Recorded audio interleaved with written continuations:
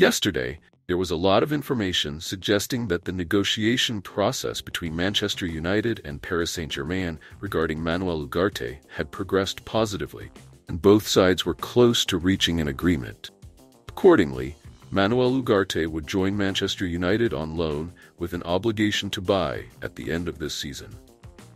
The deal was nearing its conclusion, and manager Erik ten Hag was finally about to get the midfield reinforcement he needed for the Red Devils. However, as of now, everything has not been finalized. Why is that? Journalist Duncan Castles, a spokesperson for super agent Jorge Mendes, has just provided some interesting information about the aforementioned deal. The Ugarte deal is being delayed due to the complex relationship between Qatar and Sir Jim Ratcliffe. It's a battle of egos, as the Paris Saint-Germain owner doesn't like how Ineos disrupted Qatar's previous efforts to buy Manchester United. Nasser Al-Khelaifi, the PSG chairman, wants to remind Sir Jim Ratcliffe that he can't have everything he wants.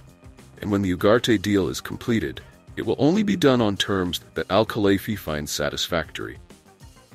Paris Saint-Germain wants to receive the full €60 million as soon as possible, doesn't agree to a loan with an obligation to buy after a year, and wants cash as quickly as possible.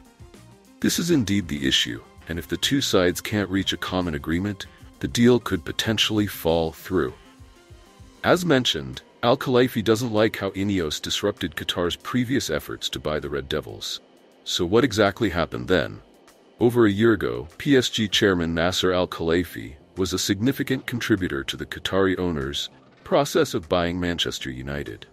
PSG head is currently advising and providing many options for Sheikh Jassim behind the effort to buy the Old Trafford club from the American owners. Al-Khelaifi was born in Qatar and is a prominent figure in European and international football. Meanwhile, Sheikh Jassim is the chairman of Qatar Islamic Bank and has close ties with Nasser Al-Khelaifi. Sheikh Jassim is facing quite a few difficulties in gaining control of the Red Devils. Therefore, Al-Khelaifi has participated in this deal as an intermediary, providing advice to the Qatari owners. However, Al-Khelaifi later denied being involved in Sheikh Jassim's efforts, while Manchester United continues to wait for their new owner.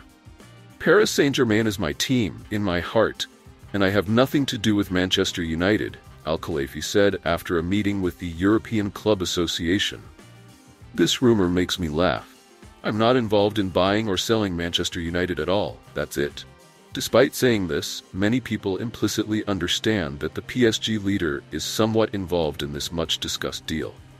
As known, afterward, Sir Jim Ratcliffe's Ineos group bought a 25% stake in the club and took control of football operations, which is why Nasser Al-Khelaifi now has an excuse to make things difficult for Manchester United in the Manuel Ugarte deal.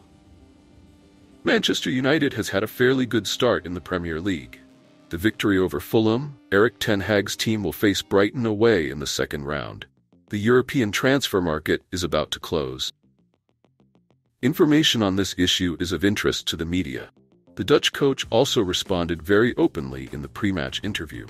The Dutch manager has also received questions related to Manuel Ugarte, who is identified as Manchester United's current #1 target.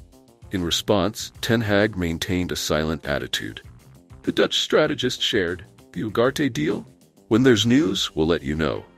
Be patient, sit down, and wait. Of course, we're doing our best, and we'll always try to create the best possible squad." Recently, the reputable newspaper The Athletic has also provided updates on the Red Devils' transfer situation in the final days. Bringing in a #6 midfielder is still the final piece in the summer transfer plan that Manchester United set out from the beginning. Although the Old Trafford club had previously paused negotiations with Paris Saint-Germain regarding Manuel Ugarte, the situation has completely changed as the Red Devils have switched to a new structure for this deal. Close sources indicate that Manchester United has made significant progress in negotiations when discussing with Paris Saint-Germain about a loan deal with a purchase obligation. It is known that Ugarte's representative, super agent Jorge Mendes, is doing his best to complete this deal before the summer transfer window closes, but if everything goes smoothly, the Uruguayan star is still expected to arrive at Old Trafford quite late. Although Joshua Zirkzee scored in his debut match, Manchester United missed all 4 goal opportunities they created against Fulham. And currently, club's directors are still considering bringing in another centre forward due to Rasmus Højlund's injury. However, to carry out this deal, they first need to sell some important players. Notably, The Athletic confirms that Manchester United will not continue negotiations with Ivan Toney due to the high transfer fee and salary. Similarly, they have also abandoned plans to recruit another left-back, as Luke Shaw is expected not to be out for too long, and both Diogo Dalot and Noussair Mazraoui can play well in this position. On the other hand, recently, Scott McTominay has been the name receiving the most attention, but in fact, Manchester United is actively looking to offload Christian Eriksen, who has turned 32 and has only 1 year left on his contract. It is known that Manchester United wants at least £5 million for the Danish midfielder's services. And although Christian Eriksen has been strongly linked with Ajax, this club doesn't want to pay the fee that the Red Devils are asking for. Another experienced player, Victor Lindelof, is also on the sell list. The last name that could be offloaded by Manchester United is Jadon Sancho.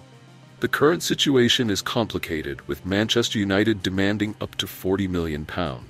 At the same time, finding a club willing to meet Jadon Sancho's salary is also an issue. Recently, Paris Saint-Germain has been constantly mentioned, but The Athletic confirms that Sancho is not in their plans for this summer. Instead, Manchester United is hoping for a move from Chelsea. Many opinions suggest that if they can reach an agreement for Manuel Ugarte, Erik ten Hag could have his most important summer signing. However, there are still doubts about whether the Uruguayan international is the ideal piece for Manchester United's midfield or simply the best option among the not-so-good choices in the transfer market. If there's one position that's extremely lacking in viable options to buy this summer across Europe, it would be central midfield.